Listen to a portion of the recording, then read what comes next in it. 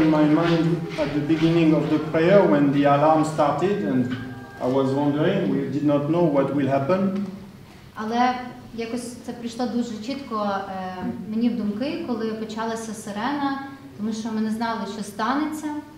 It became clear to me that in fact it's not our message which matters, but the message that you give us.